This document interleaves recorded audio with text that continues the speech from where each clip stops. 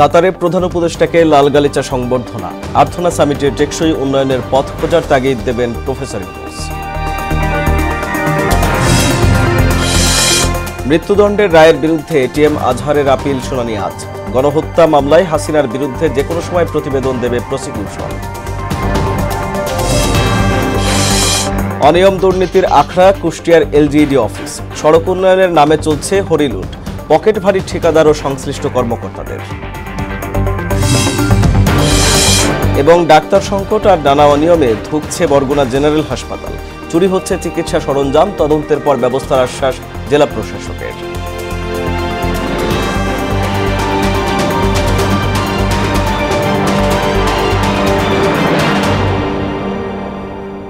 আসসালামু আলাইকুম, সবাইকে মোহনা সংবাদে স্বাগত। শুনছিলেন শিরোনাম, সঙ্গে আছি আমি আরিফুল ইসলাম। এবার পুরো খবর। 4 দিনের সরকারি সফরে কাতারে পৌঁছেছেন প্রধান উপদেষ্টা প্রফেসর মোহাম্মদ ইউনূস।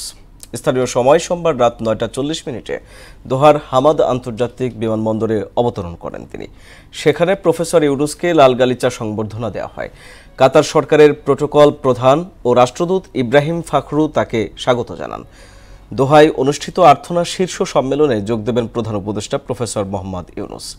22 ও 23 এপ্রিল অনুষ্ঠিত সামিটে উপস্থাপনা ও ইন্টারকেটিভ প্যানেল আলোচনা হবে। মানবতা বিরোধী অপরাধের মামলায় জামায়াত নেতা এটিএম আজহারুল ইসলামের মৃত্যুদণ্ডের রায়ের বিরুদ্ধে আপিলের শুনানি আজ। সোমবার জ্যেষ্ঠ বিচারপতি জুবাইর রহমান চৌধুরী সহ 3 বিচারপতির আপিল বিভাগ এই আদেশ দেন। মানবতা বিরোধী অপরাধের অভিযোগে 2014 সালের 30 ডিসেম্বর আন্তর্জাতিক অপরাধ ট্রাইব্যুনাল এটিএম আজহারুল ইসলামকে মৃত্যুদণ্ড দেন। এই রায়ের বিরুদ্ধে করা আপিল শুনানির পরও মৃত্যুদণ্ড বহাল থাকে। পরে আপিল বিভাগের রায় রিভিউ চেয়ে 2020 সালের 19 জুলাই আবেদন করেন এটিএম আজহারুল ইসলাম। জুলাই আগস্টে গণঅভ্যুত্থানে হামলা, হত্যা, নির্যাতন, নিপীড়ন সহ বিভিন্ন অপরাধে শেখ হাসিনার বিরুদ্ধে ঢাকাসহ সারা দেশে কয়েকশো মামলা হয়েছে। এসব মামলায় ছেলেমেয়ের পাশাপাশি হাসিনা পরিবারের সদস্যদেরও আসামি করা হয়েছে। এছাড়া আন্তর্জাতিক অপরাধ ট্রাইব্যুনালেও রয়েছে গুম, খুন ও গণহত্যার অভিযোগ। এর মধ্যে গণহত্যা মামলায় হাসিনার বিরুদ্ধে যে কোনো সময় প্রতিবেদন দাখিল করবে প্রসিকিউশন। মাহবুব হাসান রিপনের প্রতিবেদন। গত বছরে 5 আগস্ট ছাত্র জনতার তীব্র আন্দোলনের মুখে প্রধানমন্ত্রী গদি ছেড়ে ভারতে পালিয়ে যান ফ্যাসিস্ট তকমা পাওয়া শেখ হাসিনা। তার বিরুদ্ধে প্রথম মামলা হয় গত বছরের 13 আগস্ট। রাজধানী মোহাম্মদপুরে আবু সায়েদ নামে এক ব্যক্তিকে হত্যার অভিযোগে এই মামলা করা হয়। উনি হচ্ছেন আবু সায়েদ। উনি একজন রিক্সা চালক ছিলেন, পরবর্তীতে মুদি দোকানি। উনি 19 তারিখ বিকেলবেলা মাথায় গুলি খেয়ে মারা যান। শেখ হাসিনা, ওবায়দুল কাদের, তারপরে ডিএমপি কমিশনারদের বিপক্ষে হত্যা মামলা দায়ের করেছি। এরপর সাংবাদিক, পথচারী, ভ্যানচালক সহ নিরীহ মানুষকে হত্যা এবং কিশোর গাড়ি চালক সহ অসংখ্য হত্যার অভিযোগে রাজধানীর গুলশান, শাহবাগ, রামপুরা, রায়েরবাগ, বাড্ডা, ভাটারা, মিরপুর, মগবাজার, হাতিরঝিল সহ দেশের বিভিন্ন স্থানে শতাধিক মামলা হয় তার নামে। আমরা জুলাই গণহত্যা, আগস্টের প্রথম 5 দিনের গণহত্যার কথা বুঝাচ্ছি। এটার জন্য দায়ী যে ব্যক্তিবর্গ আছেন ওনাদের বিচারের জন্য আন্তর্জাতিক অপরাধ ট্রাইব্যুনালে ওনাদের বিচারের জন্য আমরা ইতিমধ্যে একটা ছোটখাটো গবেষণা মতো করেছি। শেখ হাসিনা ছাড়াও মামলা হয়েছে তার আমলে মন্ত্রী, প্রতিমন্ত্রী, সংসদ সদস্য, আওয়ামী লীগের বিভিন্ন পর্যায়ের নেতাকর্মীদের বিরুদ্ধে। হাসিনা পলাতক থাকলেও সাবেক আইনমন্ত্রী আনিসুল হক, সাবেক উপদেষ্টা সালমান এফ রহমান সহ মন্ত্রী পরিষদের বেশ কিছু সদস্য, সাবেক সংসদ সদস্য, সেনা ও পুলিশ কর্মকর্তা এবং আমলাসহ বিভিন্ন পেশার অন্তত 90 জনকে ইতিমধ্যে গ্রেপ্তার করে কারাগারে পাঠানো হয়েছে। একজন ব্যক্তির সাজাও যদি নিশ্চিত করেন তাহলেও কিন্তু এই হাজারো হত্যাকাণ্ডের বিচারের মেজরিটি অংশ বিচার করে ফেলা যায়।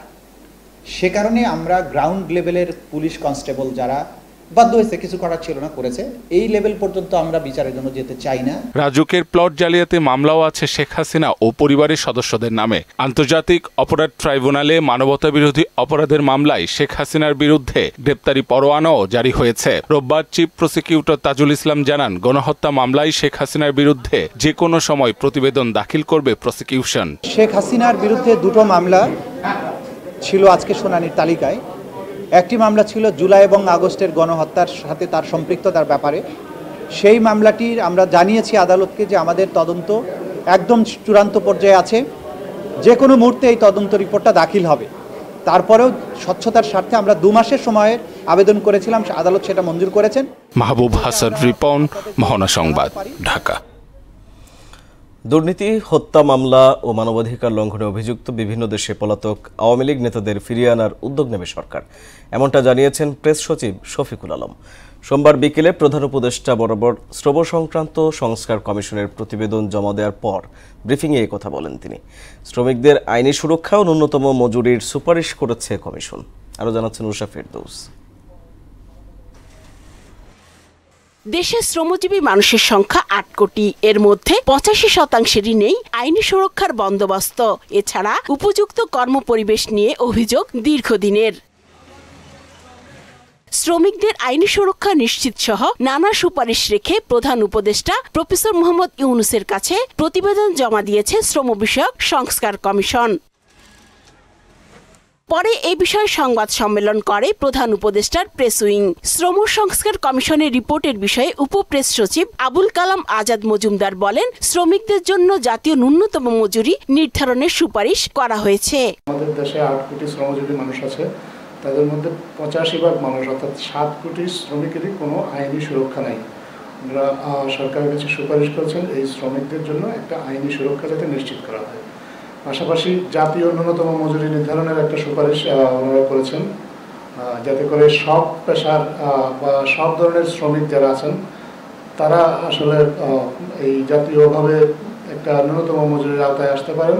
ব্রিফিংয়ে বিভিন্ন দেশে পলাতক আওয়ামী লীগ নেতাদের বিলাসী জীবনযাপনের প্রসঙ্গ উঠে আসে। প্রেস সচিব শফিকুল আলম বলেন, যারা হত্যা ও দুর্নীতি করে পালিয়েছে তাদের সবাইকে ফেরত চাইবে সরকার। যারাই অভিযুক্ত, যাদের বিরুদ্ধে বড় রকমের করাপশনের আছে, খুনের মামলা আছে, তাদের সবার ব্যাপারেই আমরা সিরিয়াস এবং প্রত্যেককেই আমরা ইভেনচুয়ালি আমরা প্রত্যাবর্তন চাবো।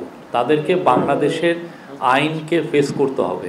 যারা গুম ও গণহত্যার মতো অপরাধের সঙ্গে জড়িত তাদের আইনের আওতায় আনা বর্তমান অন্তর্বর্তী এবং পরবর্তী সরকারের নৈতিক দায়িত্ব বলেও মন্তব্য করেন শফিকুল আলম। তাদেরকে আইনের আওতায় আনা সেটা আমাদের কেন, আমি মনে করি আমাদের পরবর্তী যে কোনো গভর্নমেন্ট সবার জন্য এটা একটা নৈতিক দায়িত্ব। উষা ফেরদৌস, মোহনা সংবাদ, ঢাকা।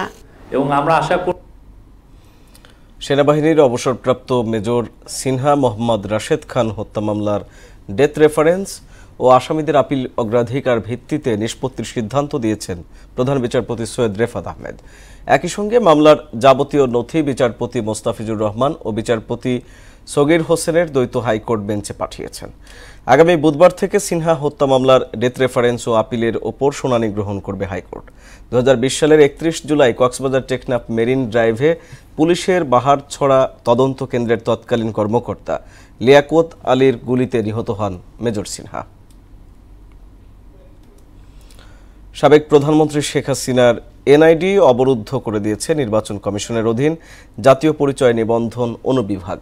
এর ফলে তিনি নাগরিকত্ব বা ভোটাধিকার না হারালেও এনআইডি সম্পর্কিত সরকারি বেসরকারি কোনো ধরনের সেবা নিতে পারবেন না। হাসিনা ছাড়াও শেখ পরিবারের আরও 9 সদস্যের জাতীয় পরিচয়পত্র অবরুদ্ধ করা হয়েছে। গত 16 ফেব্রুয়ারি জাতীয় পরিচয় নিবন্ধন অনুবিভাগের মহাপরিচালক ASM হুমায়ুন কবিরের মৌখিক নির্দেশে এই সিদ্ধান্ত কার্যকর করা হয়। যাদের এনআইডি লক করা হয়েছে তারা হলেন শেখ হাসিনা, শেখ রেহানা, সজীব ওয়াজেদ, সাইমা ওয়াজেদ, টিউলিপ, রিজওয়ানা সিদ্দিক, আজমিনা সিদ্দিক, শাহিন সিদ্দিক, বুশরা সিদ্দিক, রাদওয়ান মুজিব সিদ্দিক এবং তারিক আহমেদ সিদ্দিক। অনিয়ম দুর্নীতির আখড়াখানায় পরিণত হয়েছে কুষ্টিয়ার এলজিইডি অফিস। সড়ক উন্নয়নের নামে চলছে লুটপাটের মহোৎসব। কাজ চলছে নিম্নমানের উপকরণ দিয়ে, তারপরও মানা হচ্ছে না নিয়ম নীতি। কোটি কোটি টাকা ব্যয় হলেও উপকারে আসছে না সাধারণ মানুষের, উল্টো পকেট ভরছে ঠিকাদার ও এলজিইডির কর্মকর্তাদের। মানজারুল ইসলাম খোকনের প্রতিবেদন, জানাচ্ছেন তাহসিন তারিন। দীর্ঘ 1 যুগ পর দৌলতপুরে আল্লাহর দরগা এলাকার সড়ক নির্মাণের কাজ শুরু হয়েছে। স্তূপ করে রাখার নিম্নমানের এইসব ইট ব্যবহার করা হচ্ছে সড়কের কাজে। এছাড়া নিম্নমানের উপাদান দিয়ে রাতের আধারে চলছে কাজ। সম্প্রতি জেলার বেড়ামারা উপজেলার রায়টা গোলাপনগর সড়কের কাজ শেষ করেছে এলজিইডি, কিন্তু মাস না পেরোতেই উঠে যাচ্ছে পিচ। সড়ক সংস্কারের নামে এলজিইডির কর্মকর্তা ও ঠিকাদারদের যোগসাজশে লুটপাট করা হয়েছে বরাদ্দের কোটি কোটি টাকা। হিয়ারিং পাড়ার আগে যে রোলার করতে হবে সে রোলার নাই, শুধু ভেকুদি সমান করে হালকা করে বালি ফেলে দিই, টুট করে গাইতে চলে যাচ্ছে। আর ইট যেহেতু ভালো না, ইট এমনি গলি পড়ে যাচ্ছে গাড়ির চাপে। ঢালাই হলে আর একটু ওষার হলে ভালো হতো। চিকুন এই রাস্তা তো এর আগেই তো মোড়া ছিল, তাড়াহুড়া করে কাজ করে চলে গেছে। গত বছর এই রাস্তায় কাজ হয়েছিল, দেশে বর্ষা আসলে আবার খানাখন্দ সৃষ্টি হয়ে যায়। না, রাস্তা তো বিদেশে কাজ করে এক রাস্তা 20 বছর 30 বছর ধরে হয়, কিন্তু এখানে দেখা যাচ্ছে 1 বছরে রাস্তা শেষ হয়ে যায়। ঠিকাদাররা লুটিপুটি খাইছে, মাটির ওপরে পিচ ঢালাই দিয়েছে। আপনারা দেখেন, আর বৃষ্টি আসলে সব উঠে যাচ্ছে, এখনই উঠে যাচ্ছে। এলজিইডির কর্মকর্তাদের দুর্নীতির কারণে সংস্কারের কাজে অনিয়মের সুযোগ পাচ্ছে ঠিকাদাররা। অনিয়মকে তারা নিয়মে পরিণত করে সরকারের টাকা আত্মসাৎ করছে। একটা রাস্তার কাজ যদি 50% যদি এদিক ওদিক হয়ে যায়, তাহলে সেই রাস্তাটা কিভাবে টিকবে আর কিভাবে এটা আমরা আশা করব যে এটা ভালো থাকবে। অতএব জনদুর্ভোগ থেকেই যাচ্ছে। এই জন্যে আমার মনে হয় সরকারের এই বিষয়গুলো একটু দৃষ্টি দেওয়া দরকার। অর্থের অপচয় যাতে না হয়, যাতে এটা তো জনগণের টাকা, তো জনগণের টাকার অপচয় করে তারা এইভাবে আত্মসাৎ করে যাচ্ছে এবং দীর্ঘদিন থেকে এই প্র্যাকটিস তাদের রয়ে গেছে। তবে সড়ক সংস্কারের অনিয়ম, দুর্নীতি ও ঠিকাদারদের কাছ থেকে আর্থিক সুবিধা নেয়ার বিষয়টি অস্বীকার করছেন এলজিইডির এই কর্মচারীরা কাজের ব্যাপারে তাদের সাথে যোগাযোগ রাখে এবং তারা যে কোনো সমস্যা হলে আমরা চিঠির মাধ্যমে তাদেরকে অবহিত করি। এটা তো কোনো সুযোগই নেই। আমাদের এই দপ্তরের কর্মকর্তা থাকে, তারপরেও কনসালটেন্ট থাকে, এরা সম্মিলিতভাবেই আমরা যৌথভাবে তদারকির মাধ্যমে এই কাজগুলো করে থাকি। সড়কের কাজে এমন অনিয়মের সাথে জড়িত এলজিইডি কর্মকর্তা ও ঠিকাদারদের বিরুদ্ধে তদন্ত সাপেক্ষে ব্যবস্থা নেওয়ার দাবি স্থানীয়দের। তাহসিন তারিন, মোহনা সংবাদ। বরগুনার অন্তত 10 লাখ মানুষের চিকিৎসার একমাত্র ভরসাস্থল সেখানকার জেনারেল হাসপাতাল, কিন্তু চিকিৎসক সংকট সহ নানা অনিয়মে সেবা পেতে নানা ভোগান্তি পোহাতে হয়। চিকিৎসা সরঞ্জামও চুরি হচ্ছে হরহামেশা। এসব বিষয়ে তদন্ত করে ব্যবস্থা নেওয়ার আশ্বাস দিয়েছেন জেলা প্রশাসক। গোলাম হায়দার সজনের প্রতিবেদন, জানাচ্ছেন আফরিন পপি। বরগুনার অন্তত 10 লাখ মানুষের চিকিৎসা সেবার একমাত্র ভরসাস্থল বরগুনা জেনারেল হাসপাতাল, কিন্তু চিকিৎসক সংকট সহ নানা অনিয়মের কারণে সেবা পেতে রোগীদের পড়তে হয় নানা ভোগান্তিতে। সম্প্রতি চিকিৎসা সরঞ্জাম কার্টুনে করে নিয়ে যাওয়ার সময় আটক করে হাসপাতালে কর্মরত একাধিক কর্মচারী। যেখানে সাধারণ প্রার্থীরা ওষুধই পাচ্ছে না, সেখান থেকে ওষুধ কিভাবে চুরি হয়, এটা কিন্তু একটা বড় প্রশ্ন। তাহলে তার মানে কি ঔষধ আমাদেরকে আছে, আমাদেরকে দিচ্ছে না, বা না অন্য কিছু? সরকারি ওষুধ, চিকিৎসা সরঞ্জাম রোগীদের বাইরে থেকে কিনতে বাধ্য করা হয় বলে অভিযোগ রোগীদের। এছাড়াও রয়েছে নানা অভিযোগ, কর্তৃপক্ষের উদাসীনতায় ওষুধ চুরির মতো ঘটনা ঘটছে। এ ব্যাপারে কঠোর ব্যবস্থা গ্রহণের দাবি তাদের। ইমার্জেন্সি ওষুধ অনেকটা থাকে না, সব ওষুধ সবকিছু বাইরে থেকে কিনছি, শুধু এখান থেকে একটা গ্যাস্ট্রিক ট্যাবলেট আর প্যারাসিটামল 2 পিস। ঔষধের কথা তো লিখে দেয়, বাইরে কিনে আনতে পারে। চিকিৎসা সরঞ্জাম চুরির চেষ্টায় জড়িত স্টোর কিপার অভিযোগ অস্বীকার করে বলেন, কার্টুনগুলো ফেরত দিতে পাঠানো হয়েছিল। প্রতিনিধি যে ছেলেটা নিয়ে আসছে, ও ছেলেটা মাল নিয়ে আসার পরে ও আমার মালটা ঠিকমতো বুঝিয়ে দিতে পারতেছিল না। তো অ্যাট লাস্ট ও কিছু মাল কার্টুনে আছে 800 1200 আর কিছু আছে খুচরা, এরকম কিছু মাল মিলিয়ে দিতে গিয়া, ঠিক আছে, ও একটু মিস্টেক করছে। মিস্টেক করার পরে ও কার্টুন 3টা আবার ওইখানে নিয়ে গেছে গেট পর্যন্ত, আমি এবার পিছনে গিয়ে নিয়ে আসছি। এসব বিষয়ে ক্যামেরার সামনে কথা বলতে নারাজ হাসপাতালের তত্ত্বাবধায়ক, তবে তদন্ত করে ব্যবস্থা নেওয়ার আশ্বাস দিয়েছেন জেলা প্রশাসক। যে সুপারিনটেন্ডেন্ট আছে ওনার সাথে কথা বলি, ওনার থেকে আগে জেনে যদি এ ধরনের কোনো ঘটনা থাকে তাহলে অবশ্যই এই বিষয়ে প্রয়োজনীয় ব্যবস্থা গ্রহণ করার জন্য তাকে নির্দেশনা প্রদান করব এবং উদ্বোধন কর্তৃপক্ষকে অবহিত করব।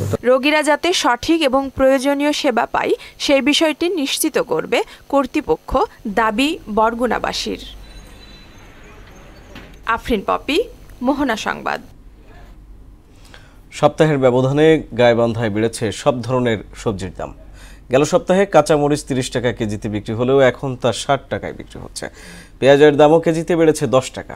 গাইবান্ধার বাজার পরিস্থিতির খবর জানাতে গোবিন্দগঞ্জ থেকে যুক্ত হচ্ছেন সহকর্মী রাসেল কবির। রাসেল, বাজারে সবজি সহ সব ধরনের নিত্যপণ্যের বাজার দর কেমন দেখছেন? ক্রেতারা কি বলছে?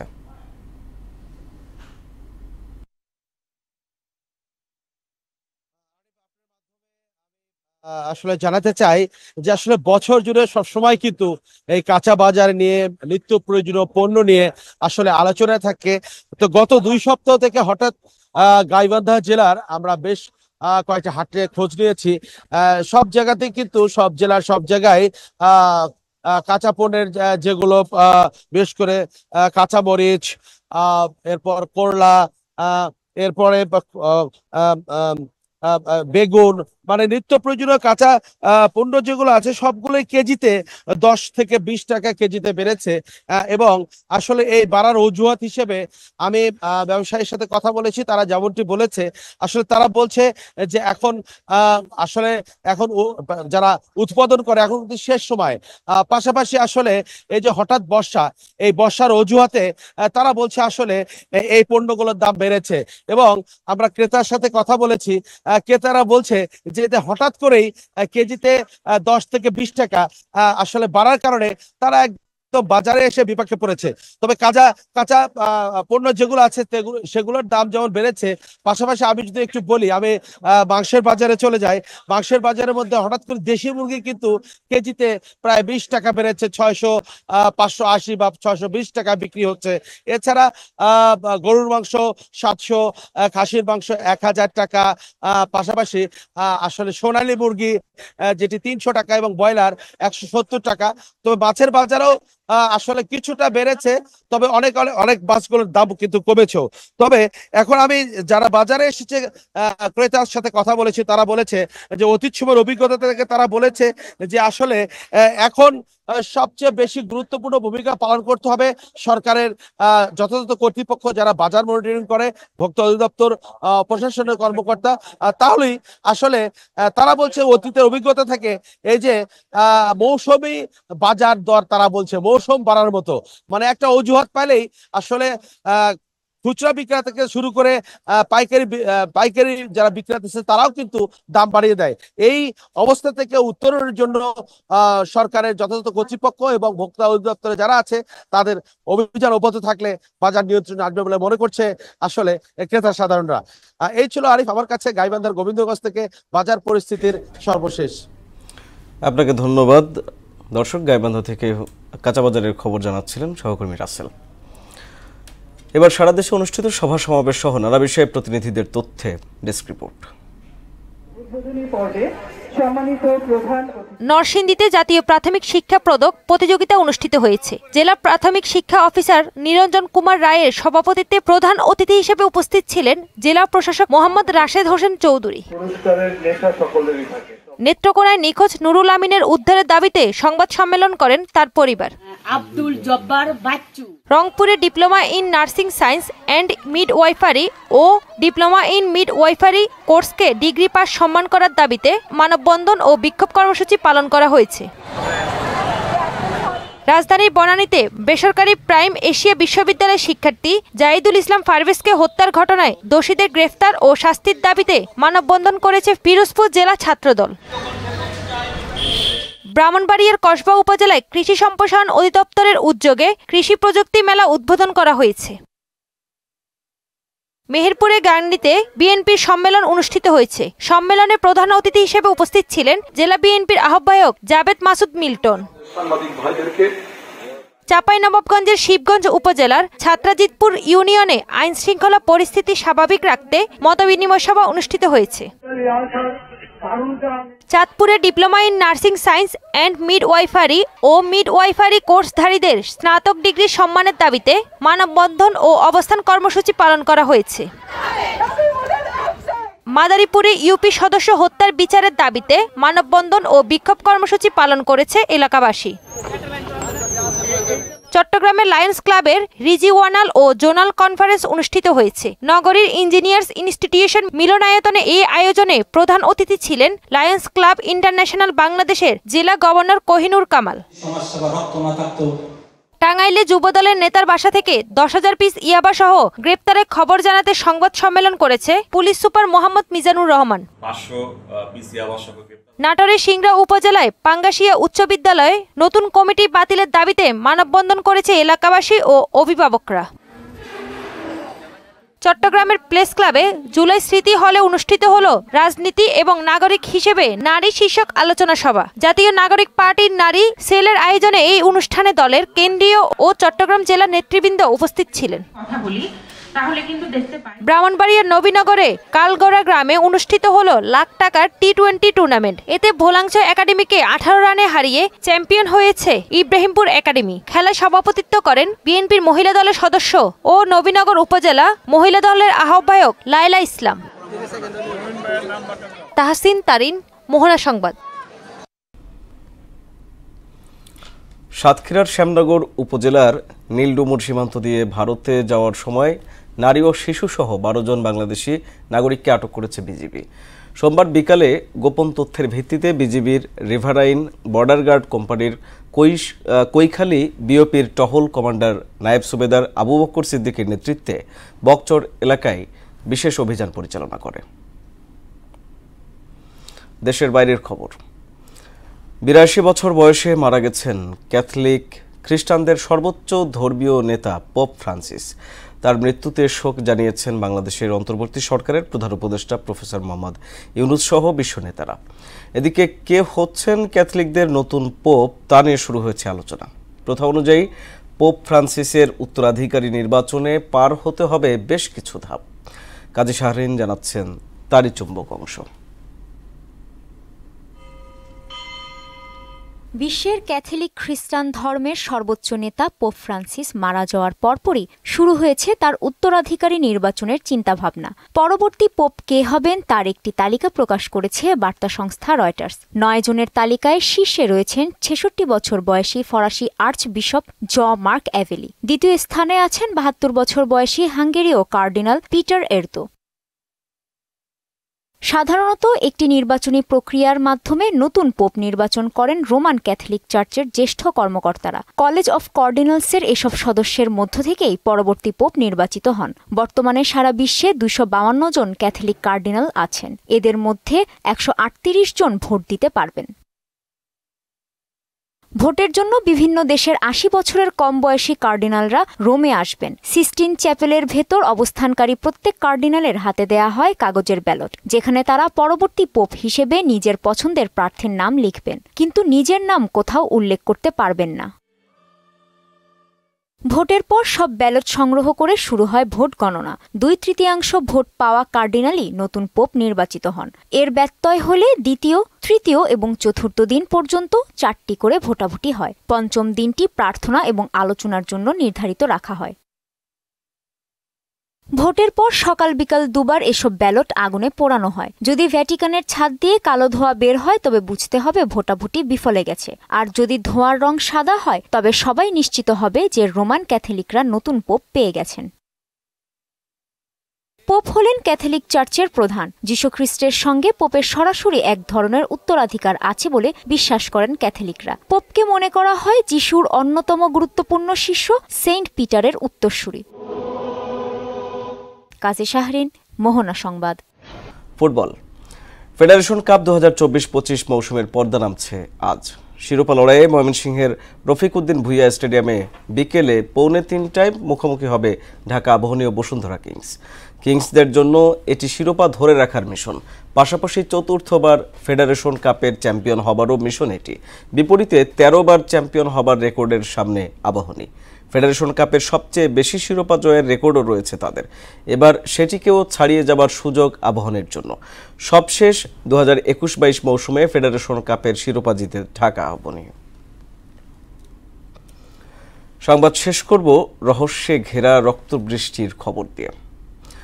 আকাশ থেকে বৃষ্টির ফোঁটা মাটিতে পড়ে রক্তের রং ধারণ করছে। এ পানি আবার সমুদ্র জলে মিশে ছড়াচ্ছে গাঢ় লাল আভা। এক পরিব্রাজকের শেয়ার করা এমন একটি ভিডিও ইন্টারনেট দুনিয়ায় তাক লাগিয়ে দিয়েছে। এটি দেখে নেটিজনদের মধ্যে দেখা দিয়েছে মিশ্র প্রতিক্রিয়া। কেউ বলছেন এটি বিরল ঘটনা, কেউ বা খুঁজছেন এর পেছনের রহস্য। ঘটনাটি বাস্তব নাকি রহস্য তা জানবো শেখ সাব্বির হোসেনের প্রতিবেদনে।